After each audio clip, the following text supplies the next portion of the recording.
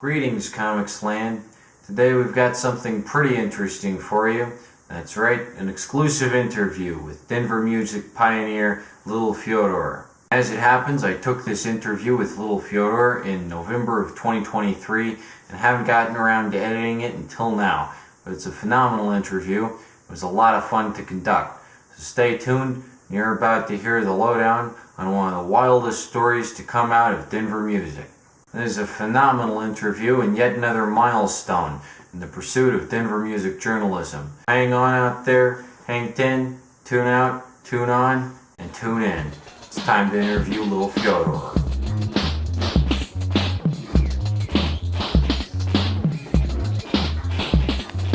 Here I am out on the 16th Street Mall on my way to interview Little Fyodor. I got my favorite tape, Tom Petty's Full Moon Fever, blasting in my ears, and it's a beautiful day, the first snow of 2023. Truly a sight. The entire area of downtown Denver covered in a thick, frosty layer of snow. What a time to interview Little Fyodor, Denver's music legend, huh? Let's get to the action. Alright, so we are here with Little Fyodor, right? Yeah. Okay. Describe the evolution of your career in music.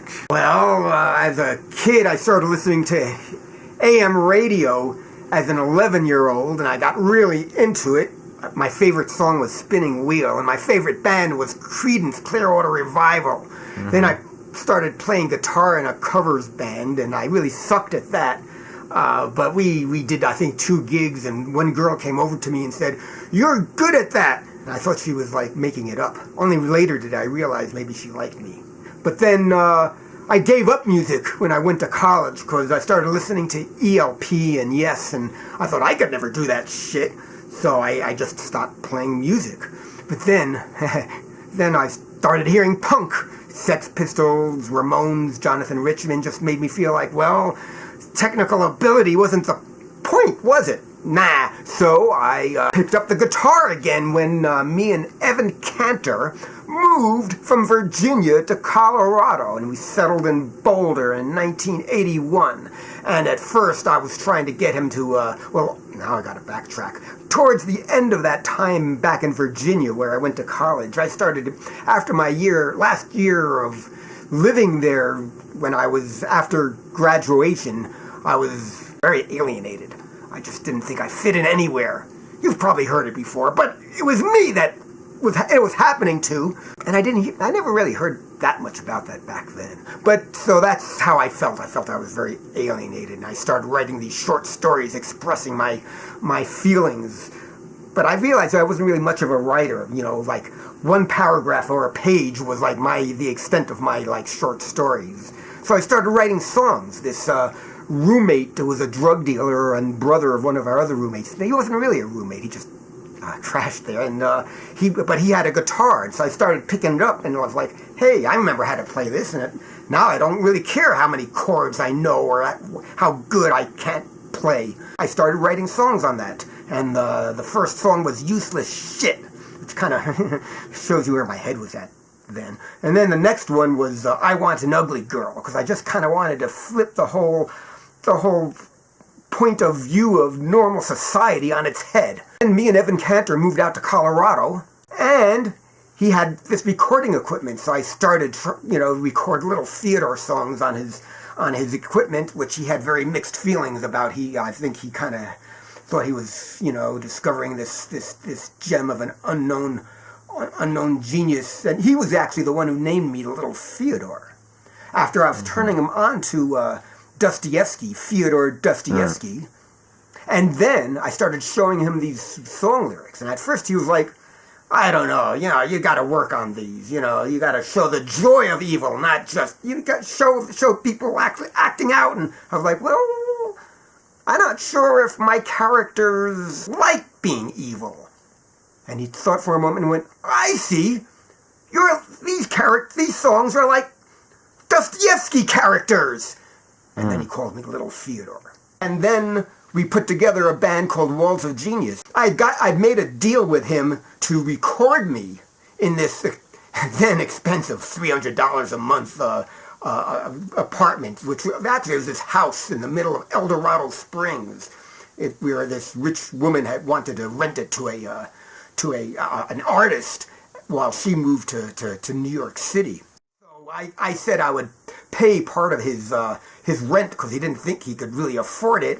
And in return, he would record Little Fyodor songs. We did a little bit of that, but before long, he started this project that turned into Walls of Genius, in which he was just recording him and his friends doing anything, mostly improvisation, but a lot of bad versions of cover songs, just because it was fun. And they'd record with records of baseball players talking about how they swung their bat and stuff, and he just found this was a lot of fun. And next thing you know, I was participating in it because he found that he'd rather do that than record a Little Fyodor song. So he was kind of pushing me a little in that direction, and I was fine with that. It was fun, a lot more fun than going, how are we going to polish this song? So we were just improvising and having fun and doing anything and everything.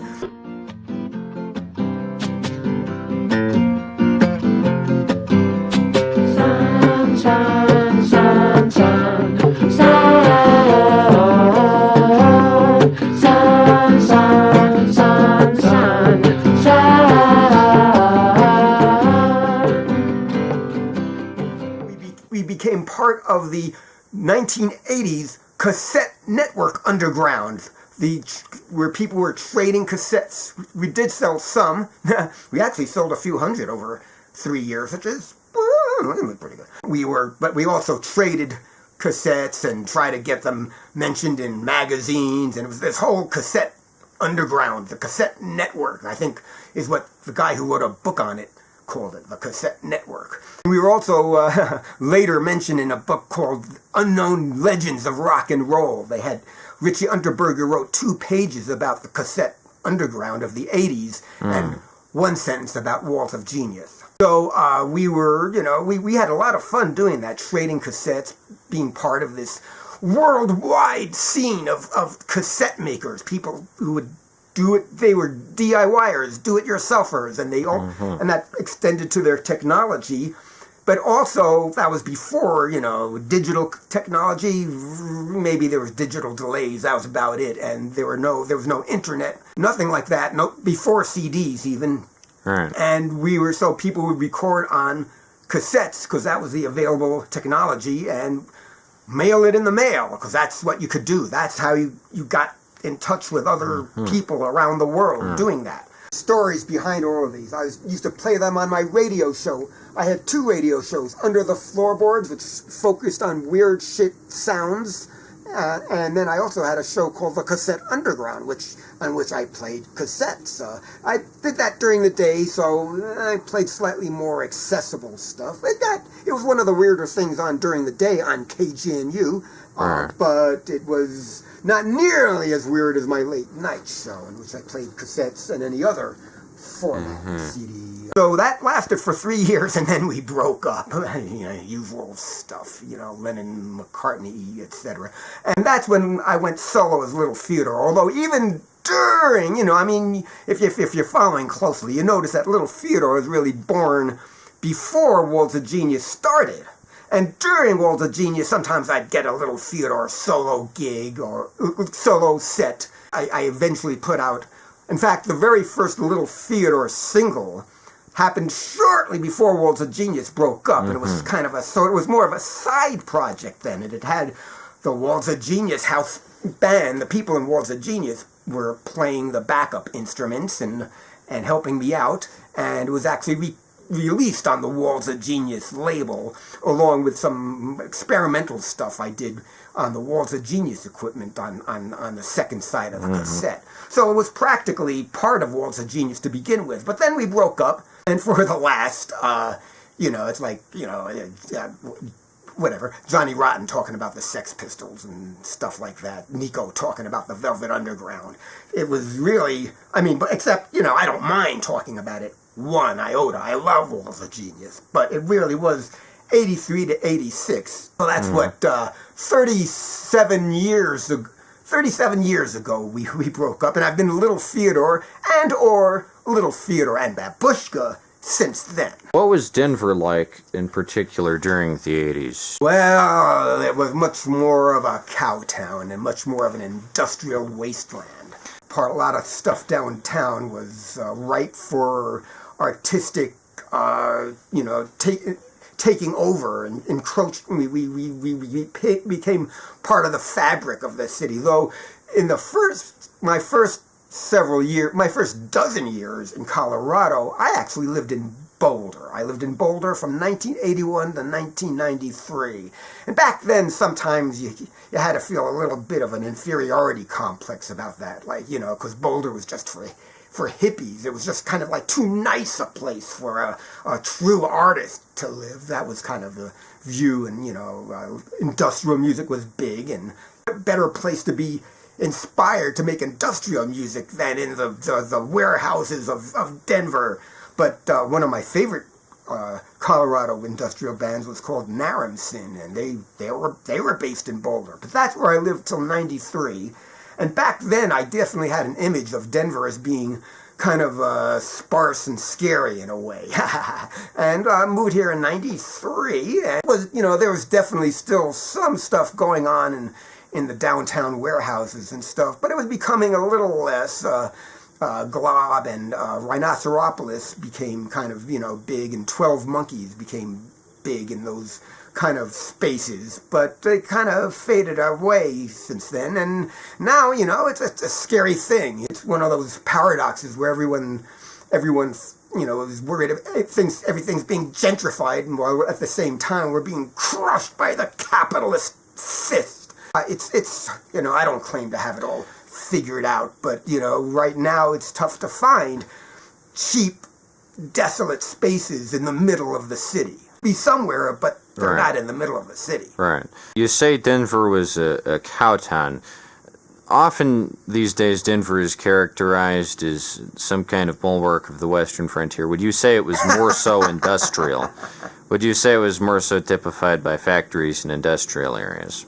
Back then. That's a good way to characterize it. Yes, it was definitely the general downtown area, downtown, Capitol Hill, places near those places were more likely to have desolate warehouses, and there were factories. There was what's it called, the Gates Rubber Factory off of Broadway. There was that. So there was stuff like that. But what really affected things was that there was spaces that weren't expensive because no one wanted them. They were like wastelands. So that enabled artists to do shit in them, including making industrial noise and stuff. That's a good way to describe real Denver as a wasteland. Is Cowtown local?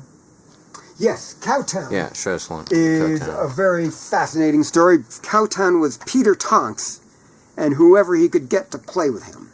Mm-hmm. And he made a whole bunch of different cassettes for a while. He was a DJ on KGNU until that stopped happening, and then he made a bunch of cassettes. I was on some of them, helped him out with some of them, but he kept going whether I was there or not, and he's made a whole bunch of cassettes. This is Fucked Up on the Brown Acid. What's this one? The Only Denver Band That Matters. Mm-hmm. There you go. I think he was kind of cynical about the Denver scene. Did he popularize the term Cowtown in reference to Denver? Or did he just adopt it? Well, it was already happening. That was already a term for Denver that he picked up on. Okay. Whether he helped to popularize it even more, maybe. What are 5 essential Little Fyodor tracks? I Want an Ugly Girl, I think, was very important for me. It was the first song that came to my mind, and it sort of sums everything up in terms of how I'm trying to look at things from a rather, jaundiced but more true, but maybe, twisted point of view. Nobody Wants to Play With Me has always been near and dear to my heart. It's just kind of, takes the extreme view of what my life was like in a certain sense, and just projected it onto this character that was almost like this zombie that was created out of my mind, that only lived that aspect of my life and kind of crystallized it for me. I want an ugly girl. Nobody wants to play with me. Okay, I'll choose a more recent one. Trump loves you. Trump loves you. I want to be the Buddha. I want an ugly girl. Nobody wants to play with me. What about fools? Yeah, I thought people liked fools. Okay, those are 5 essentials. You believe that cassette culture is important. Oh, I hate to say what is important because, important to what? It's important to me, and it's important to the people who are involved with it. And I think it's a unique and interesting little lens on underground culture for a very limited time. It's something that really couldn't have happened before it, couldn't really happen after it, and it kind of represents a certain way of dealing with what was available to us to be able to express our ways, our what we wanted to express in our own ways. Sometimes I have this fear that someday in the future there'll be nothing new made whatsoever. Everyone will just want to rehash what happened in the past, and then maybe somebody will be the most famous musician in the world for a week. And somebody else will be, but it'll all be people who did stuff like 100 or 200 or 300 years ago because nobody makes anything new. So that's a vision I have. I'm not going to claim it'll happen, but one thing I'm sure of, if it doesn't happen, I won't be around for anyone to tell me I was wrong. So this is your cassette deck lineup here, right? Yeah. I try to keep a lot of cassette decks on hand because they might die at any second. They're old. There's no replacement parts, I'm told. They might die any time, and so I figure I've got strength in numbers. The more I have, the less likely one will die tomorrow.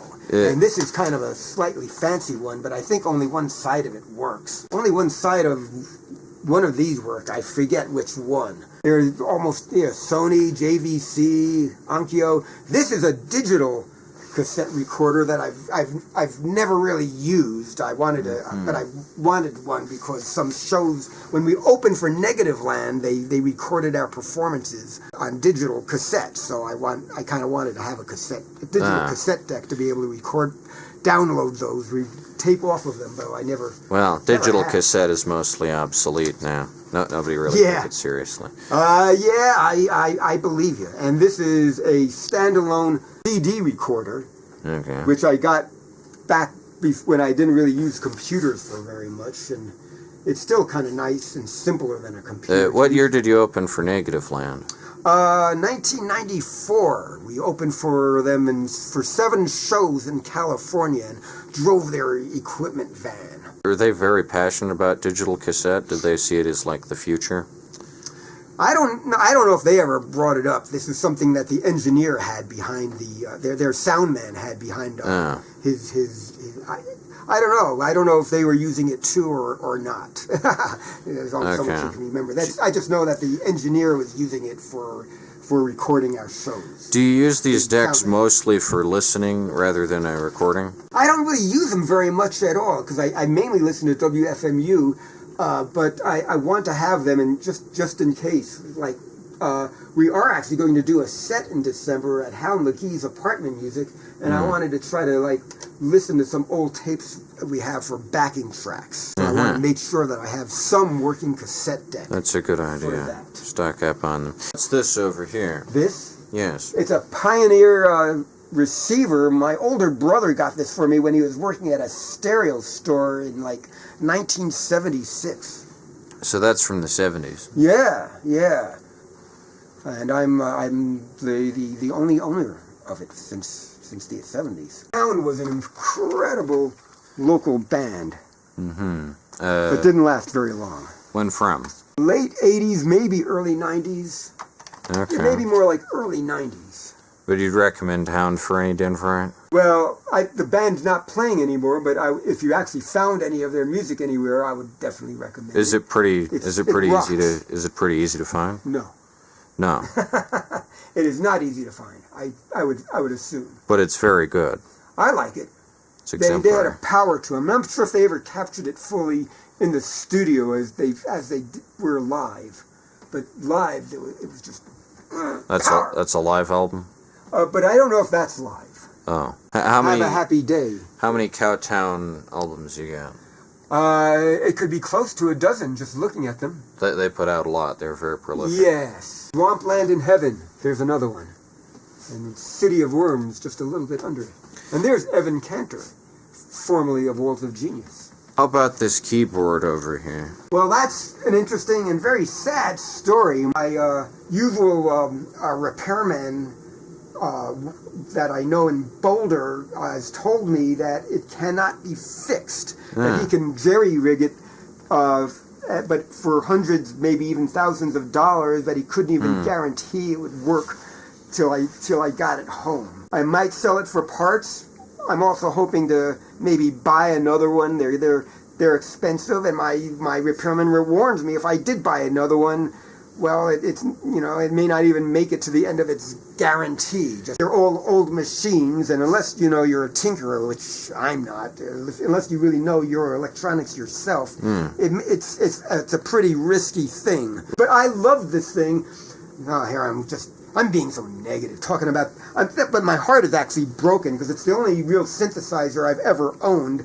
And I really hate learning new things nowadays. And it had everything. It had a lot of noise-making possibilities, and it even had a sequencer. Does it show up on most of your albums? Most of the early ones. And, Nobody Loves Me, I said, there was a part that went, bam, bam, bam, bam, bam, bam, bam, bam, bam, and I would, like, overdub the synthesizer going, da, da, da, da, da, da, da.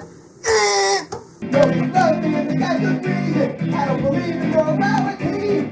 It was so it was really good for that kind of emphasis. There's some other weird things that I do with it. The title track of Peace is Boring has just a lot of crazy, dual oscillating things going on in the background. So maybe it does appear on all my albums. I'm not even sure. What keyboard do you use now? Well, Babushka plays most of the keyboards, and she plays this Casio here. It's a Casio? Yeah. This is a newer model? By our standards. Okay. Most of the music keyboards on most of the, real keyboard playing kind of keyboards on our albums were on this old CZ1000. You like this old stuff, so I bet you'll like this. This is a CZ1000? Yeah. What year is this from? Early to mid-'80s. Oh, same as mine. And it's a Casio. This one still works? Mostly. Okay. But we really don't use it very much. It's probably on its way out. We got a second one our first one stopped working, so we got a second one, and that stopped working, and Babushka said, fuck this shit. We gotta get a new keyboard, so that's why we got that one. People like it, and so it's good, but it's more into the newer ones, more into duplicating, quote, real instruments. This here is an organic synth. Is this an organic synth? It is digital, but they were just kind of more interested in giving you the opportunity to make weird shit sounds back then. That's what they thought people wanted synthesizers for. Now they think people want synthesizers to be able to conveniently imitate other instruments, piano, organ, etc. So that's kind of what they make instruments for now. I noticed that whenever I see a band and they have a synthesizer, it's always the exact same red model of Yamaha. And I think the amount of versatility and variety out there in terms of keyboards and synths, it's odd that they always opt for the exact same model. Yeah, well, it probably just does the one thing that everybody wants it to do, like imitate an organ sound or something. For any aspiring keyboardist, would you recommend, shopping around and checking out all the options out there? Sure. Because there's a lot of variety. Yeah. I would imagine that would be the right thing to do. What are your thoughts on the recent vinyl resurgence and cassettes kind of getting the short end of the stick compared to vinyl? Because a lot of bands these days think that they're only legitimate if they come out on vinyl, and they see cassette as kind of a lesser than format. Well, it's one of those ironic things about human existence, I think. You have to pay more to put out an LP, makes it a more exclusive club in a way. That doesn't make it any better. or any more important or to culture or anything like that. But there's a sort of there's an exclusivity about it just because you have to pay for it. And it may be more lasting. LPs, I think, last a lot longer than cassettes do, but whether that really explains why people want to see themselves as having more cachet, more gravitas for putting it out on LP. I think that's mainly just because it costs more to do it, which, obviously seems like a bullshit idea. And I'm not saying it's not, but that's not really my point. I'm just saying that's kind of just what happens. Would you recommend that up-and-coming bands don't drop a hole on a vinyl release and instead go for a nice cassette pressing? It depends on their goals. That's the approach I take because cassettes are much more customizable and cheaper to get in bulk. They are. It doesn't take any money to get involved. It's much more democratic that way. And if you don't like the first thing you did, you can just throw it in the trash and start over. It's much more. It makes for a much more flexible process. I say that often is that cassettes and VHS and the like are good because they're public domain formats that no one company explicitly owns, like Sony owns Blu-ray, for instance, and it's very picky about what can and can't make it on there. And I would compare cassettes and VHS to like paper in terms of audio and video recording because they're infinitely versatile and very useful. It's nice when you can erase things. Right. Yeah. Yeah, I agree. When the cheaper something is, the cheaper the equipment that you need to create it is, and the more erasable it is, the more flexible it is, and that's a good thing. Nice. It's good for the creative process. But humans have their desire for. I mean, that's kind of what makes LPs, vinyl seem more precious to people. Is the fact that it's inflexible. And that and then makes it feel like it's been chiseled in stone. So there's something to be said for that. But I'm not pushing one or the other, but I do entirely agree with you that cassettes and VHSs are much more flexible and much more conducive to the creative process in that sense. What's the most interesting thing that ever happened to you during a show? First thing that comes to mind, I'm not sure if it's really the most interesting, but the first notable thing that comes to mind was when somebody was yelling, "Suicide! Suicide!" He seemed really pissed, really steaming over the fact that I wasn't taking him up on it. And this was during a song called "I Don't Know What to Do," so he may have thought he was being very helpful. He thought, helping me out, since I didn't know what to do. And he was even taking time away from his pool game to go, "Suicide!" As you can see, I didn't take his advice. Pogo Yo-Yo, he came from Boulder. He or she. There was never any identification of who Pogo Yo-Yo was. But Pogo Yo-Yo sent me two really great cassettes of guitar noise. Is a lot of this local Denver and Boulder stuff?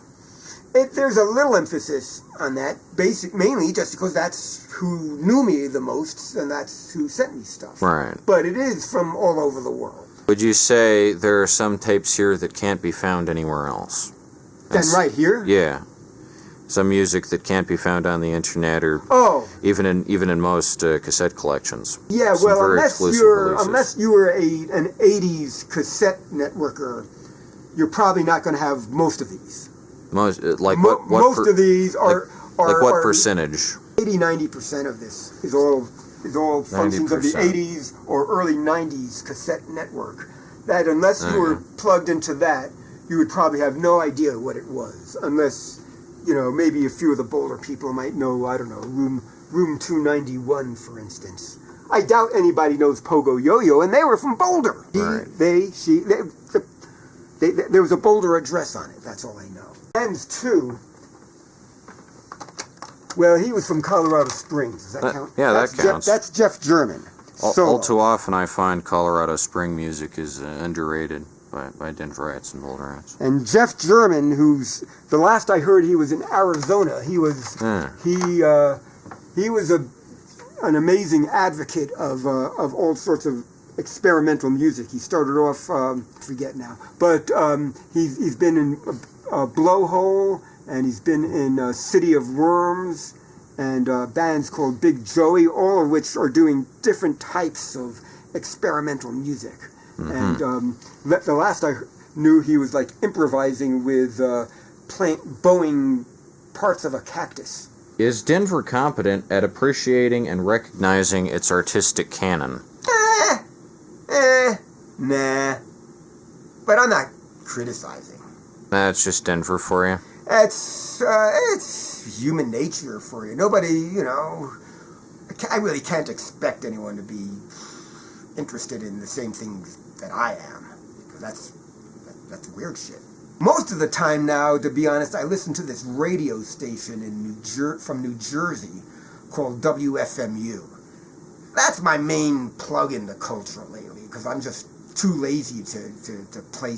People occasionally send me stuff, and I don't even listen to it, because I'd just rather listen to WFMU all day. That's what I turned off before you. It's a recommendation. I like it. You'd recommend? They play experimental music. They play old rock and roll. They'll play weird country. Okay. What more do you need? It's a pretty good one, because I find more often than not, interacting with the Gen Z musicians and bands are a very image-conscious, inhibited generation who tend to strive for perfection. And obviously that's not the case with you. You're very uninhibited, and that's not the case particularly with me. How do you recommend overcoming inhibitions and letting loose? Wow. For me, the only thing that I'm aware of that ever led me to that was just a deep belief in it. So, I mean, because actually I am a very inhibited person, and that's why I do this. You know, everything is the opposite, and it's just a love of improvisation and letting out what's in you, and that's why I do it, because I'm otherwise very, very inhibited. People see me in party situations, and like, you know, it's like, hey, you know, why aren't you like you are on stage or in your music? And I'm like, this is how I really am. You know, if you think that's good, but you don't think this is good, what the fuck does that say anyway? But I don't know. I don't know if I like it really. Really, inhibition is a painful thing, but it's only a great belief in letting go that has. In the beauty of improvisation, and because improvisation is a reflection of life, because all of life has to be improvised. Even when you have things figured out, you're still like in the moment executing it. So it's all improvisation, really. It's all an ongoing process, and it's a belief in that has helped me sometimes let loose. I suppose that's it, is that Gen Z doesn't see music as a release of inhibitions. They see everything outside music as a release of inhibition, and music is like this perfect art form that needs to be captured entirely. I would say in your case, being in like Denver and industrial Boulder and stuff, that's the sort of landscape that doesn't really pride like perfectionism or needless worrying. Industrial music would never call itself improvisation per se. My friend Jack Wright, who's written a book on live, like improvised music, has. I asked him, why don't you include noise music? Because that's all improvised, and he said, because they don't call themselves that. But noise music is pretty much, most of the time, pretty much improvised, largely, if not entirely. So, hey. Well, here's Dave Clark. For a few years. A friend named Dave Clark, who lives off of Colfax on the west side, he was doing these long improvisations with a friend named Walter Drake, and they were beautiful. They were like outside and weird, but they were beautiful. They had a very nice hypnotic kind of feel to it. It wasn't, but it was all improvisation, because it always changed. There were no loops or anything like that. It was just, maybe there was. I don't think so, but it just went on and was just peaceful and kind of mystical sounding. But Walter Drake there was some sort of acrimony that happened, but they made a bunch of tapes that were like incredible. I met this guy on a trail hiking. In the company of serpents. Yeah, they're kind of cool heavy metal. Okay. You into metal much? Not much, but these guys are cool. Okay. What would you say to those who fail to acknowledge the importance of creating art? God bless you. Oh, I'm not a judgmental person. Okay. So whatever works for people, that's their thing. I'm not gonna, tell them they're doing something wrong or thinking wrong, but I'll say that it helps to make life more interesting when you see it through an artistic lens. So preferring to be interested than bored, that's kind of how I choose to try to go about things. Okay. If Juana is the brainchild of Al Margolis, who is one of the few people who did cassettes who actually ended up making a living off of off of music. He was actually kind of a helper kind of person, promoter of an independent avant-garde experimental music label and distribution service. So, hey, that's great. How many tapes would you say this is altogether, roughly? Oh, a few hundred. Few hundred? I would guess. 200, 300? Yeah, Around somewhere in there. Hound was from Denver. Heavy Kevy is somebody who heard me on my radio show, probably local, and said, "Oh, I want to try doing that experimental stuff." And I was always a little embarrassed that that he did such good stuff, because he was only doing it to kind of like see if he could do it. But it was still pretty good. What production techniques give your songs their unique sound? Well, it's a little embarrassing that Little Fyodor has almost always been recorded in professional studios. And I've been to a whole bunch of different studios over the years. The most recent one I used for the pithy romantic ballads was Evergroove, which is this studio up in the hinterlands of Evergreen, Colorado. Mm-hmm. So you have to drive up the highway, and then go around these little windy roads and stuff, and you come to the property where the studio is. And that was cool. That was a lot of fun. And they did a good job. I recorded in a lot of different studios, so I don't know what's unique about its sound specifically, or if there's ever one trick. But I will say that most of my solo material has my terrible singing voice on it, and that gives it, that generally may be the glue that holds it together. If someone wants to make purely a cassette release with no digital elements, because what I do is I record my tracks digitally and then convert them onto cassette, but if someone wants to record directly onto cassette, do you know anything about like 4-track recorders or 8-track recorders? Well, that's what we used back in the day. The most popular thing was these 2 8-track cassette recorders that were that you could multi-track on. They were 4-track. They were 4th track. There were 2 4-track multi-track cassette decks back in the 80s. One was made by Tascam, and the other was made by Fostex. I think Tascam made a lot of things, and Fostex only did that thing that I ever heard of it. A lot of people use that. Walls of Genius, Evan Cantor had actually gotten hold of a reel-to-reel machine, and a 4-track reel-to-reel machine, and we ended up recording everything on that. So, Okay. Different. All right. Would you say this is pretty good for a Colorado cassette collection? For the kind of cassette it is, well, yeah. I'm pretty sure there's not more than a dozen people who have more of this kind of cassette networking cassettes in their collection. I would think. I could be wrong. I hope I'm wrong. I hope there are more of them. But I would doubt. Joel Hartling probably has 10 times as many. He's like a huge collector of everything. Andrew Novak collects things in general. So. What advice do you have for any aspiring music journalists who would like to cover local music? Most important thing is to be interested and curious. I wonder, like, what do I want to be asked in interviews? And the main thing is whatever people are like just really interested and curious about. And that's the most important thing. You're framing things in, a larger picture. I think, journalism in general is too worried. Journalism is too worried about that, and critics who are worried about where this fits in and whether or not they're taking the right point of view on things. The important thing is just really what works for you. For me, music is ultimately subjective. There are a lot of objective things you can say about it, but the ultimate, worth is subjective.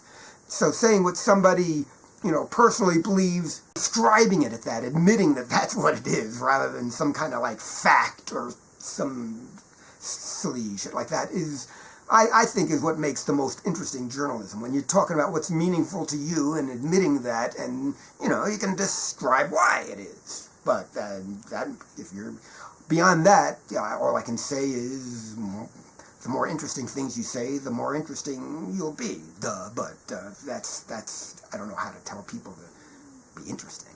Would you say that a common pitfall of music journalism is that the music journalist wants to appear popular, so they'll just like a popular album to look popular even if they don't actually like it? Yeah, that could be. One thing a lot of critics do is they want to say something good and something bad about everything, so that they can be on both sides of the fence in case other people don't like what they're saying. They can always switch sides. Oh, okay. I guess I see some of that. Ken Klinger. He's one of the most amazing people. His music is pretty accessible, really, but he was just somebody who just did whatever he wanted to. His earliest stuff was more experimental, but it always had kind of a quirky, poppy kind of aspect to it, and eventually it became even more nice. Not really mainstream, just nice. It was nice music. But done with keyboards and kind of dreamy sounding. Don Campo is another long-time advocate of the cassette underground. He's got stuff online that talks about the history of the cassette network, and he did a lot of fine material himself. And he would jump around to different genres. He had his rock and roll side, and he had his more experimental side. And we first found out about him when we put him on the Walls of Genius compilation tape, Madness Lives. Earwig Spectre really captures the feel of the cassette underground, because he was just making music for the pure love of it. He just wanted to say fuck you to the world. It's really this kind of nice mellow guy, but he wanted to say fuck you to the world, so he put out music as Earwig Spectre, Monster Factory, and he was describing how mass culture was turning us all into monsters by monsters. And he's just somebody who put out these cassettes just purely for the love of it, not the least bit of ambition to it. Smurfs was a great band from New Jersey. Smurfs. They did kind of industrial pop, you might say. They were from Piscataway, New Jersey, and they were making all sorts of crazy stuff through the 80s, just with their drum machine and their fuzzed out guitar and their echoey vocals, just singing about whatever they felt like singing about. Okay. What advice do you have for bands today in cultivating a thriving Denver art ecosystem? I don't know. I never really was able to cultivate anything, so some people think what I do is really great, and most people think it's either sucks or have never heard of it, and that's fine. That's fine. Not everyone likes the Beatles. I've known classical music aficionados who hate Beethoven, so not everyone has to like Little Fyodor. You don't have to like Little Fyodor. So it's okay. What was the question? Oh, advice? Yeah.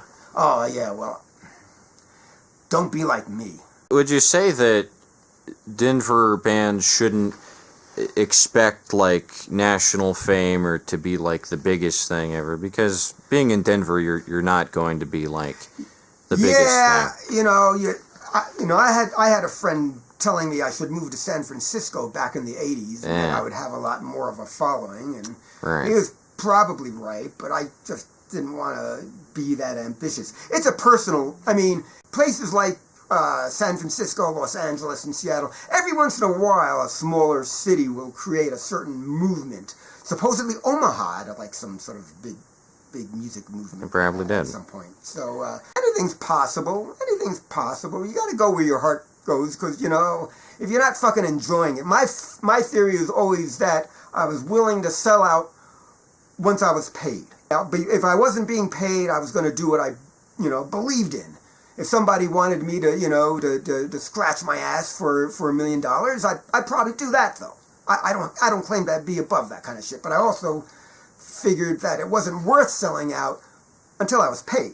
You never really got paid. And I never got paid, so... so you're just a full-on Denver legend.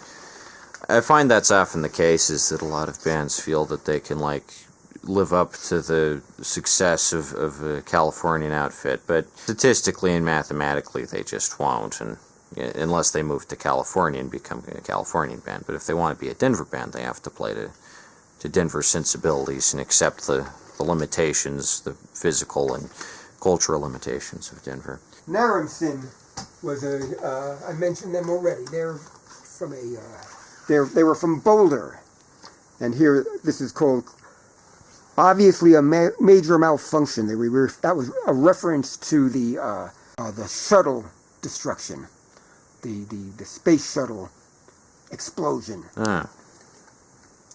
And they did a lot of really great industrial experimental music in the 80s that they released on cassette. They made one LP too.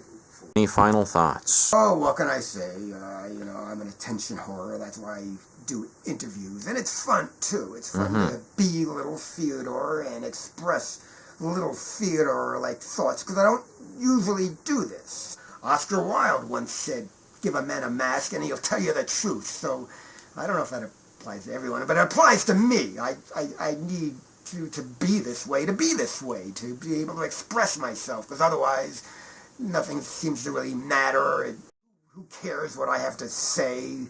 And I can't really relate to people anyway, so I just kind of listen to WFMU and watch some weird TV shows now and then. That was freaking interesting to talk with Little Fyodor for a bit. The other night I was at some concert and someone's like, you don't like Death Grips, Nick? And I was like, well, it's not that I don't like Death Grips. They're a perfectly serviceable industrial hip-hop group. But the problem with Californian groups and New York groups and coastal stuff is that it's just going to get more popular. Like, statistically, on average, it's just going to get more popular. Even if there's something in Denver that's as experimental and as exciting and as good and as worth listening to, it's just not going to get as popular. Denver is just in an inherently disadvantageous position. I'd say that's the one thing that people should, like, take into account. That's what Little Fyodor is taking into account. You just gotta live out here in the freaking wasteland, you know? You just gotta make do in the freaking wasteland and enjoy it, you know? Relish every second in this bereft wasteland. You can't, like, focus on trying to become the new Californian thing or becoming the new New York thing. You gotta just focus on becoming the new Denver thing, or you'll just leave Denver and you won't be a Denver thing anymore. You'll be a Californian thing or whatever. So, like, that's a worthwhile philosophy to keep in mind. I think is you've got to focus on Denver. You gotta take Denver seriously. And Little Fyodor's tale is a good case study in what happens when you spend all your time out here in Denver. You'll become Little Fyodor. I'm gonna be Little Fyodor in 40 years or so. So something to look forward to, I guess.